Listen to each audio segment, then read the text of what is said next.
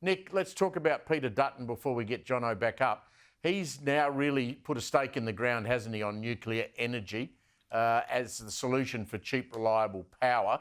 He's going to tell us more before the budget, apparently. And I think rather cleverly, what he's done is said, OK, if you live in a coal town and you've worked in a coal-fired power station, we're going to say that's where we'll put our nuclear reactors and that'll mean jobs. That's pretty smart politics, isn't it?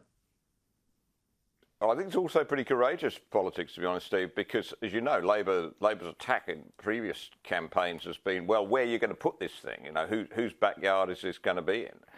And Peter Dutton's bitten the bullet right up front, and he said, well, we'll put them on, you know, retiring coal-fired power stations and I guess other brownfield sites that might be suitable. But they've already got the transmission line in, for instance. You don't have to spend, you know, 40 or 50 billion dollars on new transmission lines. It all makes sense. I think all the indications are from the polling I'm seeing that this is quite popular in these regions, but we'll wait and see because Labor will run the mother of all scare campaigns. You bet they will. And there's a lot of people largely connected with the renewable energy industry and what they call the climate tech sector that are putting tens of millions of dollars aside to campaign.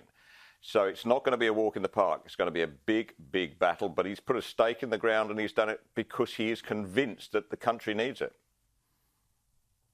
Jonathon, we got you there now. I mean, I think, you know, putting a small, new, clean, safe reactor in a coal town is a hell of a lot easier than sticking it on the coast somewhere next to a place that relies on tourism for its income. I mean, I reckon that's pretty smart politics. Oh, absolutely it is, Steve. And frankly, it beggars belief that the Labor Party can't get on board and actually, you know, display some common sense and at least have the conversation about this issue. And just to the point earlier, before technology proved it wasn't my friend, the fact is Greg Combet, who can't guarantee workers in coal and gas that they'll be able to keep their jobs or at least the same pay that they have now, the Labor Party, who claimed to be the friend of the worker, Greg Combet, when he was industry minister, was responsible for a job loss in the manufacturing sector every 20 minutes. So the bloke's got form.